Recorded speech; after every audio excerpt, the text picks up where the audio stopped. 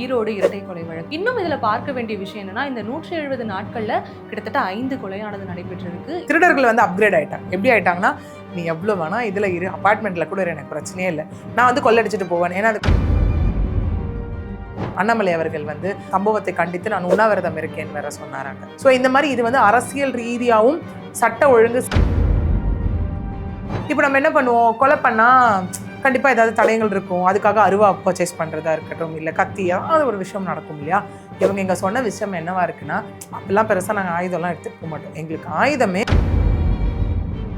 ஐயோ தோட்டத்தை வீடு வேண்டாம் காலி பண்ணிட்டு வெளியில் போயிடலாம் எல்லாருக்குமே இந்த ஒரு போலீஸின் நடவடிக்கை. ஒரு சில கேசஸில் காவல்துறை நடவடிக்கை எடுக்கல, ரொம்ப லெத்தாஜிக்காக இருக்காங்க, காவல்துறையினரே குற்றத்துக்கு உடந்தையாக இருக்காங்க, காவல்துறையினரே நிறைய கிராமங்கள் அவங்களுடைய பெற்றோர்கள் இருக்காங்க, அவங்க வேற இடத்துல உட்காந்து வேலை பார்த்துட்டு இருக்காங்க. அவங்க எல்லாருக்குமே இந்த விஷயத்த கேட்கும்பொழுது நிச்சயமா ஒரு டிராமாவே இருந்திருக்கு. பிள்ளைகளால தனித்து விடப்பட்ட பெற்றோர்கள் ஒரு கேட்டகரி இருக்க வரைக்கும் நீங்க என்ன கால் பண்ணாலும் என்னப்பா சும்மா நோயின்னு கால் பண்ணிட்டு இருக்கீங்க, போனை வைங்க அப்படின்னு வைக்கிற பிள்ளைகள் எல்லாமே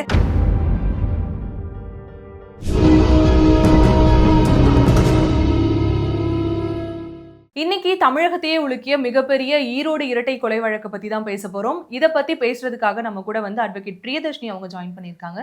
வணக்கம் மேம். வணக்கம் மேம். தமிழ்நாட்டையே உலுக்கிய ஒரு சம்பவம் அப்படின்னே சொல்லலாம் ஈரோடு இரட்டை கொலை வழக்கு. கிட்டத்தட்ட 170 நாட்களுக்கு பிறகுதான் யார் அந்த கொலையை செஞ்சாங்க அப்படிங்கிறது கண்டுபிடிச்சு வந்து இந்த குற்றவாளிகளை அரெஸ்ட் பண்ணியிருக்காங்க. இன்னும் இதுல பார்க்க வேண்டிய விஷயம் என்னன்னா, இந்த 170 நாட்கள்ல கிட்டத்தட்ட 5 கொலையானது நடைபெற்றிருக்கு 2 மாவட்டங்கள்ல. இந்த இரட்டை கொலை வழக்குகளுடைய பின்னணியை பத்தி கொஞ்சம் விரிவா சொல்லுங்க. இது வந்து இதை சொல்ற மாதிரி தமிழ்நாட்டையே உலுக்கிய ஒரு சம்பவம். அதை தாண்டி தோட்டத்து வீட்டில் இருந்தாலும் இப்படி தான் நடக்கும் போலையே அப்படிங்கிற மாதிரி நடந்த ஒரு விஷயங்கள் எல்லாமே இருக்குது. ஏன்னா ஒரு காலகட்டத்தில் பார்த்தீங்க அப்படின்னா எப்படி இருக்குன்னா, சிட்டி மோஸ்ட்லி வந்து சேஃப் இல்லைப்பா, எப்போ எது வேணால் கொலை நடக்குது அப்படிங்கிற மாதிரி நம்ம ஊருக்கு ஒதுக்குப்புறமா நம்ம சேஃபாக பீஸ்ஃபுல்லாக நேச்சரோட நம்ம இருந்துட்டு நம்ம லைஃப்பை லீட் பண்ணிடலாம் அப்படிங்கிற மாதிரி ஒரு கான்செப்ட் இருந்தது. அது ஒன்று. ரெண்டாவது என்ன அப்படின்னா, மோஸ்ட்லி இந்த ஜென்ரேஷன் எடுத்ததுக்கப்புறம், அதாவது 90s வரைக்கும் ஓகே, 2K ஜென்ரேஷன்ஸ்க்கு வந்ததுக்கப்புறம் பார்த்தோன்னா மோஸ்ட்லி அந்த பெற்றோர்கள் அங்கேயே இருக்கிற மாதிரியும் பிள்ளைகள் வந்து சிட்டியை நோக்கி வர மாதிரியும் தான் ஒரு சுச்சுவேஷன் அமைஞ்சது இல்லையா. ஒன்று சிட்டியில் அப்ராடை நோக்கி போவாங்க, அவங்களுக்கு என்னவா இருக்குன்னா, நான் இல்லைங்க நேச்சரோட நான் வாழணும், அதை விட்டுட்டு என்னால் வர முடியாது, ஆடு மாடெல்லாம் எனக்கு ரொம்ப முக்கியம், எனக்கு வயல் இருக்குது எல்லாமே இருக்குன்றதுக்காக அவங்க ஊர்லேயே இருப்பாங்க. சில பிள்ளைகள் சொல்லியும் நம்ம கேட்போம், எவ்வளோ சொன்னாலும் வரமாட்டிக்கிறாங்க ஊரை விட்டு இல்லையா, இங்கே வந்தாலும் ஒரு நாளில் திரும்ப போயிடுறாங்க அப்படிங்கிற மாதிரி கான்செப்ட்ஸ் எல்லாமே அங்கே இருக்கும்.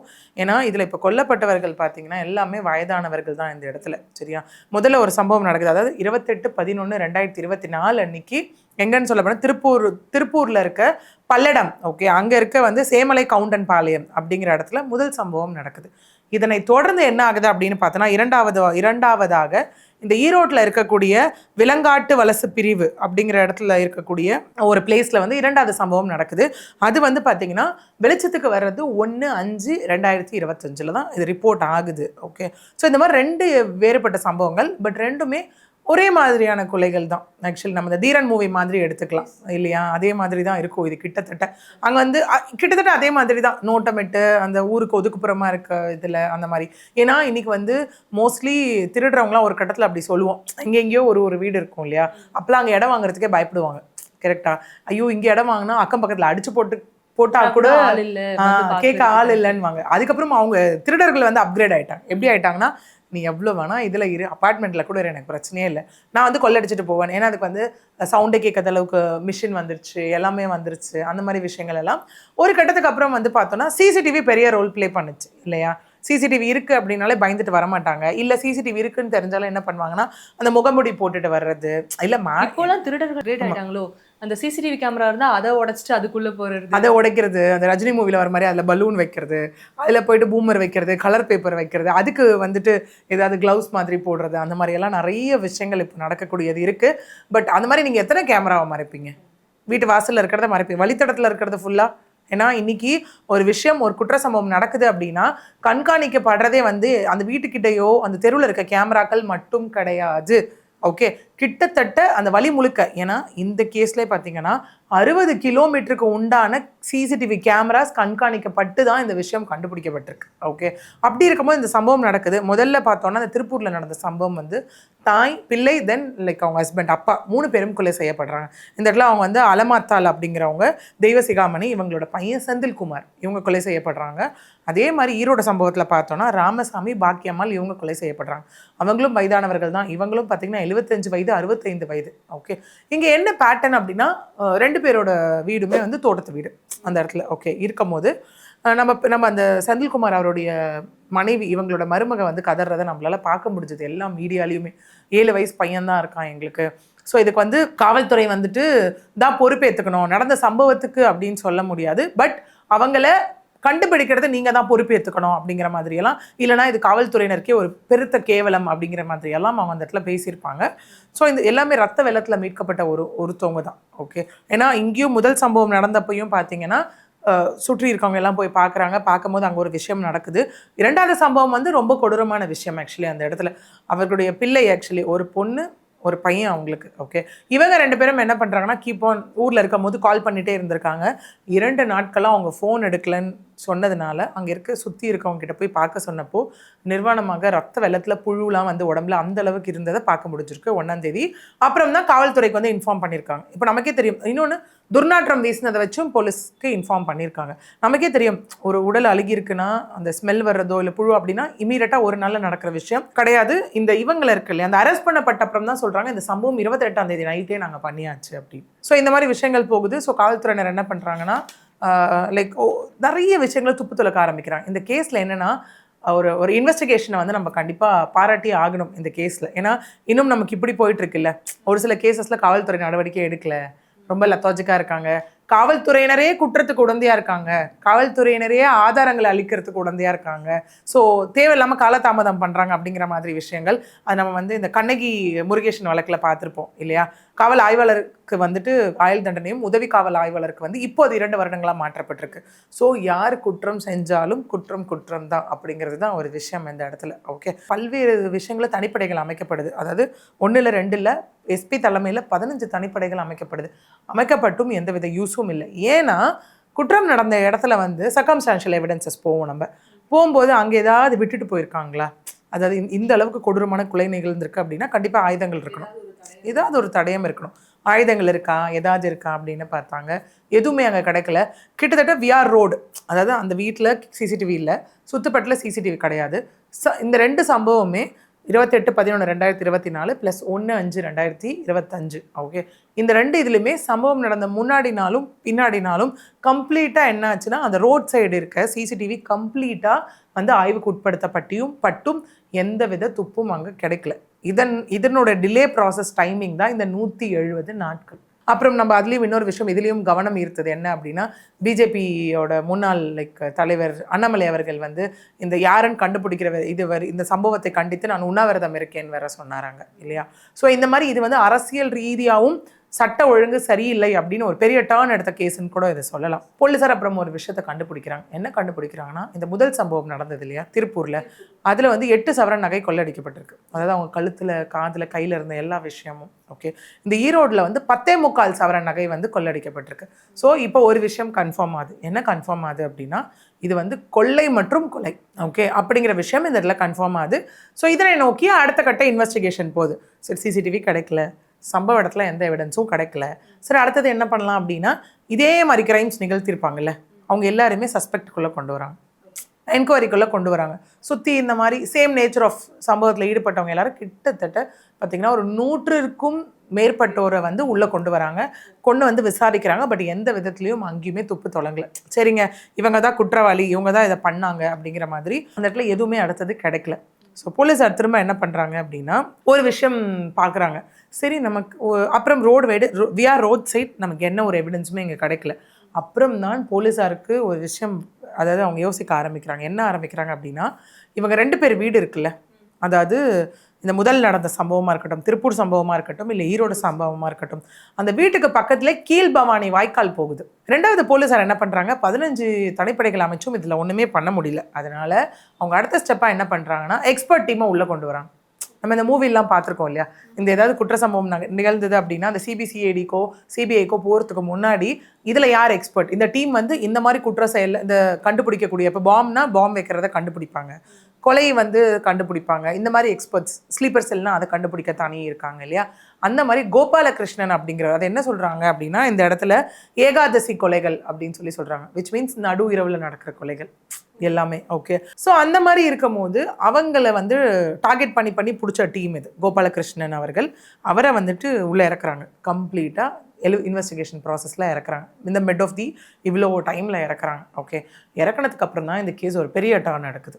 டர்ன் எடுக்கும் போது தான் அவங்க ஃபஸ்ட்டு இன்வெஸ்டிகேஷனுக்குள்ளே எடுத்த வேறு டர்ன் தான் கீழ்பவானி வாய்க்கால். அவங்க என்ன யோசிக்கிறாங்கன்னா, சரி ரோடு வழியாக வரல, ஓகே, அப்புறம் பார்த்தா இந்த கீழ்பவானி வாய்க்கால் இருக்குது, அந்த வாய்க்காலை ஒட்டியே ஒரு தடம் இருக்குது, வழித்தடம் இருக்குது.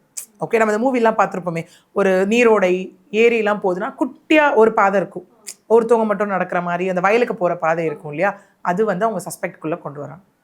ஏன் இந்த வழியை யூஸ் பண்ணியிருக்கக்கூடாது? ஓகே, ஏன்னா வீடு அதை ஒட்டி இருக்கு இல்லையா நைட் டைமில், ஸோ ஏன் இந்த வழியை யூஸ் பண்ணிருக்கக்கூடாது? இன்னொன்று, கொலை பண்ணுறவங்க வந்துட்டு ரொம்ப ஸ்மார்ட்டாக வந்து நான் எந்த வித ஆதாரமும் வைக்கக்கூடாதுன்னு நினச்சா அவங்க இதை தான் பண்ணுவாங்க இல்லையா அந்த இடத்துல. ஸோ அதை வந்து உள்ளே கொண்டு வந்து திரும்ப என்ன பண்ணுறாங்கன்னா, அந்த வழித்தடத்தில் இருக்க சிசிடிவி எல்லாத்தையுமே வந்து செக் பண்ணுறாங்க. அது போய் ரோடு கனெக்ட் அது எல்லாமே ஆகுது இல்லையா.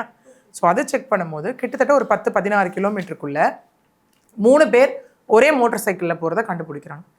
அங்கேருந்து தான் முதல் விஷயம் ஆரம்பிக்குது. சரி, இவங்க யார் என்ன அப்படின்ற மாதிரி ஆரம்பித்து அதுக்கப்புறம் போலீஸார் அடுத்தடுத்த கட்ட இன்வெஸ்டிகேஷன் போகும்போது தான் 3 பேரை வந்து போலீஸார் யாருன்னு அடையாளம் காண ஆரம்பிக்கிறாங்க. அதாவது ஆச்சியப்பன் அப்படிங்கிற பர்சன், அவர் தான் இந்த 3 பேருக்கும் தலைவர்னு சொல்லப்படுது. அரச்சலூரை சார்ந்த பர்சன் அவர். ரெண்டாவது இந்த ரமேஷும் அரச்சலூரை சார்ந்த பர்சன். இந்த மாதேஷ் வீரப்பாப்பன் பாளையம், இந்த ஊரை சார்ந்த பர்சன். ஓகே, இவங்க 3 பேரையும் அரெஸ்ட் பண்ணுறாங்க போலீஸார். ஓகே, அரெஸ்ட் பண்ணும்போது தான் என்ன ஆகுதுன்னா, ஃபஸ்ட்டு வந்து ஆச்சியப்பனை மட்டும் தான் அரெஸ்ட் பண்ணுறாங்க. அரெஸ்ட் பண்ணும்போது அந்த பர்சன் கொடுக்குற கன்ஃபெஷன் ஸ்டேட்மெண்ட்டின் பேரில் தான் இந்த ரமேஷையும் ஆதேஷையும் அரெஸ்ட் பண்ணி 3 பேரும் கூட்டாகத்தான் இந்த விஷயத்தை செஞ்சுருக்காங்கன்னு தெரிய வருது. அது மட்டும் இல்லாமல் 2005 காங்கேயம் ஒரு திருட்டு வழக்கில் 2 பேருமே காவல்துறையால் அரெஸ்ட் செய்யப்பட்டு 9 மாதம் சிறையில் இருந்துட்டு வந்திருக்காங்க. ஏன்னா இன்றைக்கி ஒரு குற்றவாளியை அரெஸ்ட் பண்ணாலே ஃபஸ்ட்டு யோசிக்கிற விஷயம் என்னவா இருக்குன்னா, இவங்க ஹிஸ்ட்ரி ஷீட்ரா, கிரிமினல் ரெக்கார்ட்ஸ் இருக்கா, A+ஆ, ஏவா, பிஆ, B+C இந்த மாதிரி கேட்டகரி ரவுடிஸா, ஹிஸ்ட்ரி ஷீட்டர்ஸா அப்படிங்கிற மாதிரியெல்லாம் ஃபஸ்ட்டு யோசிக்க வைக்கிறது நமக்கே இல்லையா. ஏன்னா ரீசெண்டாக ஒரு காமன் மேனுக்கே வந்துட்டு தெரியக்கூடிய விஷயமா ஆயிடுச்சது இல்லையா. முன்னெல்லாம் வந்துட்டு அது ரொம்ப ஒரு ரேரான விஷயமா இருந்தது. பட் இப்போது நிறைய கேசஸ் இருக்கவங்களால தான் திரும்ப அதே மாதிரியான அதே பாணியில் ஈடுபடக்கூடிய ஒரு விஷயமா இருக்குது. அவங்களுக்கு தெரிய வருது. போலீஸார் வந்து நான் சொன்ன மாதிரி அந்த அரச்சலூரில் இருக்க சிசிடிவிஸ் கம்ப்ளீட்டாக ஃபோக்கஸ் பண்ணும்போது இவங்க 3 பேர் உள்ளே சிக்கிறாங்க. ஓகே, 3 பேர் உள்ளே சிக்கினதுக்கு அப்புறம் அவங்க கிட்டேருந்து வந்து வாக்குமூலங்கள் தான் ரொம்ப அடுத்தது வந்து இப்படிலாம் கூட பண்ணுவாங்களா அந்த மாதிரி இருந்துச்சு இந்த இடத்துல. ஓகே, அவங்க என்ன சொல்கிறாங்கன்னா, இந்த இடத்துல கன்ஃபெஷன் ஸ்டேட்மெண்ட்டாக 3 பேரும் ஒத்துக்கிற விஷயம் இங்கே என்னவா இருக்குன்னா, இதை நம்ம ப்ரெஸ் மீட்டில் வந்துட்டு ஈரோடு எஸ்பி தென் கோவையோட மேற்கு மண்டல ஐஜி செந்தில்குமார் அவர்களும் இந்த இடத்துல வந்து சொல்லியிருப்பார். ஓகே, இன்னொன்று இவங்களை என்ன பண்ணியிருக்காங்க அப்படின்னா, இலுமாத்தூர் கோர்ட்டில் ஆஜர்படுத்தி இப்போது June 2 வரைக்கும் கோர்ட் கஸ்டடியில் வச்சுருக்காங்க. போலீஸும் இவங்களை திரும்ப காவலில் எடுத்து விசாரிக்கிறதுக்கான அடுத்த கட்ட விஷயமும் போயிருக்கு. ஓகே, ஸோ இது ஒரு பக்கம் இருக்குது. இவங்க கிட்ட கூப்பிடுறாங்க, இவங்களை இன்வெஸ்டிகேஷனுக்குள்ளே கொண்டு வராங்க. இன்வெஸ்டிகேஷனுக்குள்ளே கொண்டு வரும்போது அவங்க சொல்கிற விஷயம் ஒத்துக்கிட்டாங்க. ஃபஸ்ட்டு இந்த கொலையை எப்படி பண்ணீங்க, அதாவது 2வது திருப்பூர் கொலை, ஓகே, எப்படி பண்ணீங்க, 1/5/2025 ரிப்போர்ட் ஆச்சு, ராமசாமி பாக்கியம்மாள், இந்த கொலையை எப்படி பண்ணீங்கன்னு கேட்கும்போது அவங்க சொன்ன விஷயம் தான் இன்னும் அதிர்ச்சி ஏற்படுத்துச்சு. என்னென்னா, இந்த வந்து 28ஆம் தேதி அன்னைக்கு நாங்கள் கரும்பு காட்டுக்குள்ளே இருந்தோம். ஓகே, இரவு வந்து கரண்ட் கட் ஆயிடுச்சு. கரண்ட் கட் ஆகும் போது நாங்கள் என்ன பண்ணோன்னா, ஊருக்குள்ளே போகிற விஷயம், ஊருக்குள்ளே போகும்போது ஃபஸ்ட்டு நாங்கள் வீட்டுக்குள்ளே போகும்போது பாக்கியம்மாள் வெளில இருக்கும் போது அவங்கள வந்து அடித்து அந்த இடத்துல அவங்கள அடித்து போட்டாச்சு. இந்த சவுண்டு கேட்டு வெளியில் வந்த அந்த ராமசாமி அவரையும் அடித்து கொன்னாச்சு அந்த இடத்துல. ஓகே, ஸோ அப்போ நமக்கு என்ன தெரியுதுன்னா, 1/5 ரிப்போர்ட் ஆச்சு. அந்த உடலோட நிலைகள் எல்லாம் வச்சு பார்க்கும்போது 28ஆம் தேதியே இந்த சம்பவம் அரங்கேறி இருக்கு அப்படின்றது இங்கே தெரிய வருது. கூடவே அது மட்டும் இல்லாமல், இது மட்டும் இல்லை, அந்த ஈரோடு சம்பவத்தை பண்ணதும் நாங்கள் தான் ஒத்துட்ருக்காங்க அந்த இடத்துல. ஓகே, அதாவது இந்த இடத்துல என்ன, அலமாத்தால், தெய்வசிகாமணி, செந்தில்குமார். ஸோ இந்த இரட்டை கொலை மற்றும் 3 கொலை, மொத்தம் 5 கொலைகளையும் பண்ணது நாங்கள் தான். இந்த 170 நாட்களுக்கான விடை இங்கே கிடச்சிருக்கு இந்த இடத்துல. ஓகே, அவங்க அதை சொல்லிட்டு மட்டும் இல்லாமல், இப்போ நம்ம என்ன பண்ணுவோம், கொலை பண்ணால் கண்டிப்பாக ஏதாவது தடயங்கள் இருக்கும். அதுக்காக அருவா பர்ச்சேஸ் பண்ணுறதா இருக்கட்டும், இல்லை கத்தியா, அது ஒரு விஷயம் நடக்கும் இல்லையா? இவங்க இங்கே சொன்ன விஷயம் என்னவா இருக்குன்னா, அப்பெல்லாம் பெருசாக நாங்கள் ஆயுதம்லாம் எடுத்துகிட்டு போக மாட்டோம். எங்களுக்கு ஆயுதமே அங்கே அந்த வயலுக்குள்ளே கிடக்குல்ல ஏதாவது, அந்த கட்டையும் கம்பியும் தான். ஒரு வழியில என்ன கிடைக்குதோ அதை கொண்டு போய் கம்பினா கூட நீங்கள் அந்த எப்படி சொல்கிறது, அந்த ராடு மாதிரியெல்லாம் இங்கே இல்லை. அந்த வீடு கட்டெல்லாம் யூஸ் பண்ணுவாங்களே, முறுக்கு கம்பி ரொம்ப ஸ்ட்ராங்காக, அந்த மாதிரி கம்பிகள் தான் பார்க்க முடியுது. இந்த கேஸில் இன்னொரு லூப் என்ன அப்படின்னா, போலீஸ் வந்து அந்த கீழ்பவானி வாய்க்கால் அதை ஒரு பெரிய சஸ்பெக்டாக எடுத்தாங்க இல்லையா? அந்த வழித்தடம் வச்சு சிசிடிவியை வச்சு இவங்களை எடுத்தாச்சு. இன்னொன்றும் காவல்துறையினர் இப்போ என்ன பண்ணாங்கன்னா, நம்ம நிறைய கேசஸில் பார்த்துருப்போம், இந்த கொலை பண்ணுறதா இருக்கட்டும், அதுக்கு யூஸ் பண்ணுற விஷயம், இல்லை கொலை பண்ண உடலையே கொண்டு போய் எங்கே போடுவாங்க? ஒரு கடல்லையோ இல்லை ஆற்றுலையோ எங்கேயோ அவனை போட்டுருவாங்க இல்லையா? ஸோ போலீஸாருக்கு என்ன சஸ்பெக்ட் வந்திருக்காங்க அப்படின்னா, இது ஒருவேளை இந்த கொலை பண்ண யூஸ் பண்ண ஆயுதங்களை இந்த கீழ்பவானி வாய்க்காலில் போட்டிருந்தா, ஸோ அப்படிங்கிற மாதிரி சஸ்பெக்ட் வந்து அவங்க என்ன பண்ணாங்கன்னா, சரி தண்ணி இருக்குது, ஓகே, இன்னொன்று இந்த மாதிரி பொருட்கள் எல்லாமே சாலிட் சப்ஸ்டன்ஸ், ஸோ போட்டோன்னா கீழே போயிடும், மிதக்காது, ஃப்ளோட் ஆகாது, போகாது, தண்ணியில் கீழே போயிடும். ஸோ போலீஸார் அங்கே ஸ்மார்ட்டாக என்ன பண்ணாங்கன்னா, அந்த கீழ்பவானி வாய்க்காலுக்கு வர தண்ணி எல்லாத்தையும் அடைச்சிட்டாங்க. தண்ணி ட்ரெயின் ஆயிடுச்சு. ட்ரெயின் ஆனப்போ தான் அங்கே கண்டுபிடிக்கப்பட்டது தான் இந்த இரும்பு கம்பி. ஸோ இரும்பு கம்பி ஒரு ஆயுதமாக எடுத்துட்டாங்களா, இவங்க வாயில் சொன்ன விஷயமும் கன்ஃபெஷன் ஈக்குவல் ஆயிடுச்சா? ஸோ அந்த இரும்பு கம்பி, ஓகே. ஸோ இதை வச்சு தான் அவங்க வந்து குற்ற சம்பவங்களில் ஒன்று ஒன்றா செஞ்சுருக்காங்க. அது மட்டும் இல்லாமல் இந்த 10 வருட காலங்களில் நியர்லி ஒரு 10க்கு நிகரான கொலை மற்றும் கொள்ளை சம்பவத்தில் இவங்க ஈடுபட்டிருக்காங்க. கூடவே சரி ஓகே, இவங்க எங்கேருந்து வருவாங்க, என்ன வருவாங்கன்னு கேட்டால், இவங்க சொன்ன விஷயம் அதுக்கு மேலே இன்னும் பகீர்னு இருக்குது நமக்கு. சரி எப்படி இந்த கொலையெல்லாம் இது பண்ணுவீங்க அப்படின்னு கேட்கும்போது, நோட்டமிடுதல் அப்படிங்கிறது தான் இவங்க விஷயமா இருக்குது. இவங்க என்ன பண்ணுவாங்கன்னா, ஊர் ஊரா இந்த ஆட்சியப்பன்னு சொல்கிறோம் இல்லையா, அந்த பர்சன் வந்து மரம் ஏறுற பர்சன், தென்னை மரம் ஏறுற பர்சனு, இளநீ பறிக்கிறது, அந்த இளநீ வந்துட்டு அந்த தேங்காய் தோல் உரிக்கிறது, அந்த மாதிரி விஷயங்கள்லாம் பண்ணக்கூடிய பர்சன், ஓகே. ஸோ அந்த மாதிரி தோட்டமாக ஊருக்கு ஊராக போகும்போது நோட்டமிடுறது. ஏன்னா இன்றைக்கி நடக்கிற நிறைய கொலை சம்பவங்கள்லேயே வந்துட்டு நோட்டமிடுதல் ஒரு பெரிய விஷயமா இருக்குது. இந்த இவர் ஆம்ஸ்ட்ராங் கொலை வழக்கில் என்ன நடந்தது, அந்த இடத்துல 1 மாத காலமாக ஆட்டோலேருந்து நோட்டமிடுறது, அவர் எங்கே போகிறாரு, கூட யார் யார் இருப்பாங்க, எப்போ தனிமையில் இருப்பாங்க, இந்த மாதிரி நிறைய கொலைகளில் அதுதான் பெரிய ஒரு அடித்தளமாகவே இருக்குது இந்த இடத்துல இல்லையா? ஸோ அந்த மாதிரி இந்த ஆட்சியப்பன் தான் தலைவர்னு சொல்லப்பட்ட ரீசன். இந்த மாதிரி ஒரு இதுவாக போகிறது ஊருக்கா, அங்கே யார் யாரெல்லாம் தனித்து இருக்காங்களோ அவங்கள பற்றின இன்ஃபர்மேஷன்ஸ்க்கு ரமேஷ்க்கும் மாதேஷ்க்கும் இங்கே சொல்கிறது, இவங்க கூட்டாக சேர்ந்து அந்த விஷயத்தை இரவில் வந்து நிறைவேற்றுறது. அந்த இரவுன்றதை தாண்டி இந்த நடுநிசின்னு சொல்லுவாங்களே, ரொம்ப எல்லாம் ஆழ்ந்து தூங்குற டைம், அந்த டைமில் நிறைவேற்றக்கூடிய ஒன்றா தான் இருக்குது, ஓகே. இதையும் தாண்டி இப்போ எல்லாருக்குமே ஒரு கேள்வி வரும் இந்த இடத்துல, சரி ஓகே, இந்த நகைகள்லாம் என்னாச்சு? இங்கே ஒரு 10.25 சவரன், இங்கே ஒரு 8 சவரன் அப்படியெல்லாம் சொல்கிறோம் இல்லையா? ஸோ அந்த நகைகள் என்னாச்சு, நகைகள் யார்கிட்ட கொடுக்கப்பட்டிருக்கு, ஒருவேளை இவங்ககிட்ட இருந்தே அந்த நகைகளை பறிமுதல் பண்ணிட்டாங்களா அப்படின்ற எல்லா விஷயத்துக்குமான கேள்வி என்னென்னா, இவங்க அந்த நகை இருக்கு இல்லையா, அதுலேயும் ரொம்ப ஸ்மார்ட்டுன்னு நினச்சி ஒரு விஷயத்த பண்ணியிருக்காங்க. என்னென்னா, இந்த சென்னிமலை பாளையம், ஓகே, அப்படிங்கிற இடத்தை சார்ந்த ஞானசேகரன்ற பர்சன் கிட்ட கொடுத்து நகையை உருக்கியிருக்காங்க. அந்த நகைகளை அப்படியே எங்கேயாவது கொண்டு போய் விற்றா வச்சா மாட்டிப்பாங்க. ஆமாம், இது வந்து நகை கடை உரிமையாளர் மாட்டிப்பாங்க, திருட்டு நகையை வாங்கினதுக்கு. சில பேர் பேங்க்லலாம் கொண்டு போய் வைக்கலாம் போவாங்க, அங்கேயுமே இஷ்யூஸ் ஆகும் அந்த இடத்துல, ஓகே. ஸோ அந்த மாதிரி எல்லாமே அங்கே நடக்கும். ஸோ இவங்க நகையை உருக்கியிருக்காங்க. அந்த மாதிரி இவங்க கொடுத்த வாக்குமூலத்தின் அடிப்படையில் இந்த ஞானசேகரனும் இங்கே வந்து கைது செய்யப்பட்டிருக்காரு. இவங்க நகையை கொண்டு வந்தால் எங்கேருந்துப்பா கொண்டு வரேன்னு கேட்கணும்ல, அந்த இடத்துல அவங்க கேட்கவே இல்லைல்ல. ஸோ ப்ளஸ் உடந்தையாக இருந்ததில் எதன் மூலியமாக அந்த நகை வந்ததுன்னு அவங்களுக்கு தெரிஞ்சிருக்கும், ஓகே. அந்த மாதிரி அவங்ககிட்ட உருக்கிய 85 கிராம் நகை வந்துட்டு பறிமுதல் பண்ணப்பட்டிருக்கு ஞானசேகரன் கிட்ட அப்படின்னு இருந்து. இன்னொன்று போலீஸார் அவங்க கிட்ட கேட்கும்போது, சரி நீங்கள் என்ன ஆயுதங்களை யூஸ் பண்ணீங்க, என்ன பண்ணீங்க அப்படின்னு கேட்கும்போது அவங்க சொன்ன விஷயம் ரொம்ப சிம்பிள், 2 க்ளவுஸு, ஓகே, இந்த மாதிரி போகிற இடத்துல கிடைக்கிற கட்டை கம்பி, அவ்வளோதான். ஏன்னா மெயினாக கைரேகை தான் அங்கே வந்துட்டு மாட்டக்கூடிய ஒரு விஷயமா இருக்குது இல்லையா, ஓகே. இன்னொன்று உங்ககிட்ட ஃபோனே கிடையாது. இந்த மாதிரி சம்பவத்துக்கு போகும்போதெல்லாம் எதுவுமே ஃபோனே உங்ககிட்ட கிடையாது, எதுவுமே இல்லை. பெருசாக ஃபோன் யூஸ் பண்ணக்கூடிய பர்சன்ஸ் இவங்க கிடையாது. ஏன்னா ஃபோன் இருந்தால் வச்சு அந்த சம்பவம் நடந்த டைமில் இந்த டவர் லொக்கேஷனில் யார் இங்கே இருந்தாங்கன்னு ட்ரேஸ் அவுட் பண்ணியிருக்கலாம். இது இல்லை, சிசிடிவி இல்லை, தடயங்கள் இல்லை, சாட்சியங்கள் இல்லை. இது எல்லாம் தான் போலீஸாருக்கு இவ்வளவு 170 நாட்கள் ஒரு டஃப் ஃபேஸ் ஆஃபாக இருந்ததுக்கான ரீசன். அப்புறம் எக்ஸ்பர்ட் டீம் உள்ளே வந்து அந்த ஒரு சிசிடிவி ஆதாரம் கிடச்சி, அந்த வாய்க்காலில் போகிற தண்ணியை வந்து நிறுத்தி அங்கேருந்து எடுத்த கம்பி, இதெல்லாமே வச்சு தான் இன்றைக்கி இவர்கள் 3 ப்ளஸ் அந்த நகை சார்ந்த ஒரு பர்சன் ஞானசேகரன் 4 பேருமே இங்கே கைது செய்யப்பட்டு சிறையில் அடைச்சிருக்காங்க. என்னதான் வந்து இந்த 170 நாளுக்கு அப்புறம் இந்த கேஸ் கண்டுபிடிக்கப்பட்டாலும் ரொம்ப வந்து கஷ்டமாக தான் இருக்குது. நீங்கள் சொல்கிறத பார்த்தா ஒரு தடயமும் இல்லை, கேமரா இருக்கிற பக்கமும் போல் ஆற்று வழியாக போயிருக்காங்க. அப்படிங்கிறப்போ போலீஸார் இந்த இடத்துல ரொம்ப சிறப்பாக செயல்பட்டு இருக்காங்களோ அப்படிங்கிற மாதிரி. கண்டிப்பாக, ஏன்னா அந்த எக்ஸ்பர்ட் டீம் அப்படின்னும் போது இதுதான். ஏன்னா இந்த அவினாஷி பாளையம் போலீஸ் ஸ்டேஷனில் ஃபஸ்ட்டு அந்த கம்ப்ளைண்ட், 2வது வந்து ஈரோட்டில் நடந்த ஒரு விஷயம், இது எல்லாமே இருக்குது. ப்ளஸ் அதான் இப்போது போலீஸாரும் அவங்கவுங்க ஒரு டைம்லேயும் அவங்க ஸ்டேஜில் எல்லாமே பண்ணியிருக்காங்க இந்த இடத்துல. ஓகே, அதாவது இந்த மாதிரி சஸ்பெக்ட் இருக்கவங்களை கூப்பிட்டு விசாரிக்கிறதா இருக்கட்டும், கண்டினியூஸாக போகிறதா இருக்கட்டும். நம்மளே அந்த நியூஸ் மீடியாலாம் பார்க்கும்போது தெரியும், அந்த வயலுக்குள்ளே அந்த இதுக்குள்ளெல்லாம் அவங்க எந்த அளவுக்கு வந்து அந்த தேடுதல் வேட்டையில் இருந்தாங்கன்றதை நம்மளால அந்த இடத்துல பார்க்க முடியும். ப்ளஸ் அவங்க அந்த வாய்க்கால்லேருந்து பறிமுதல் பண்ணப்பட்ட அந்த கம்பி எல்லாமே பார்க்க முடியும் இந்த இடத்துல. ஸோ இதுதான் இப்போது நம்மளை பொறுத்த வரைக்கும் ஒரு குற்றவாளி வந்து அப்படியே ஒரு படையோடு வருவானா, அப்படியும் வருவான். அந்த அந்த மாதிரியும் வரக்கூடிய பர்சன்ஸும் இருக்காங்க. இப்போ ஞானசேகரன் விஷயத்தில் என்னாச்சு, யூஸ் பண்ணப்பட்ட காரே தார் கார் அந்த இடத்துல இல்லையா, அதாவது போகும்போது தார் காரில் போகிறது, வரும்போது ஆட்டோவில் வந்துடுது கொள்ளை அடிச்சுட்டு இல்லையா. ஸோ அந்த மாதிரி கொலையாளிகள் இப்படி தான் ஒரு ஸ்டாண்டர்டில் இருப்போம். அதெல்லாம் ஒரு காலத்தில் அந்த தாதா எஃபெக்ட்டு அந்த மாதிரி எல்லாமே அந்த பாட்ஷா மூவி மாதிரி அதெல்லாம் இல்லையா. ஸோ அதெல்லாம் ஒரு எஃபெக்ட். இப்போ தாண்டி அந்த வல்லவனுக்கு புல்லும் ஆயுதம்னு நம்ம ஒரு பாசிட்டிவ் வேல சொல்லியிருந்தோம் இல்லையா. ஸோ இவங்க பாருங்கள் எவ்வளோ லைக் பிளான்டாக போகிற இடத்துல இருக்க எல்லா விஷயமும் அங்கே ஒன்றுமே இல்லையே, க்ளவுஸ் போட்டுட்டு நீங்கள் அந்த என்ன விஷயமோ கட்டையோ கம்பியோ எடுத்தால் முடிஞ்சு போச்சு. கிடைக்கிறத வச்சு அதுலேயும் உங்களுக்கு கைரேகை போகிறது இல்லை, க்ளவுஸை பாக்கெட்டில் போட்டு அப்படியே எடுத்துகிட்டு போயிடுறது. ஸோ 2 க்ளவுஸ் தான் அந்த இடத்துல. கேட்க ஒரு தேர்ட் பர்சனாக கேட்குற நமக்கே எப்படி இருக்குன்னா, நிறைய பேர் வந்து இன்னைக்கு வரைக்கும் நிறைய கிராமங்கள் அவங்களுடைய பெற்றோர்கள் இருக்காங்க, அவங்க வேறு இடத்துல உட்காந்து வேலை பார்த்துட்டு இருக்காங்க.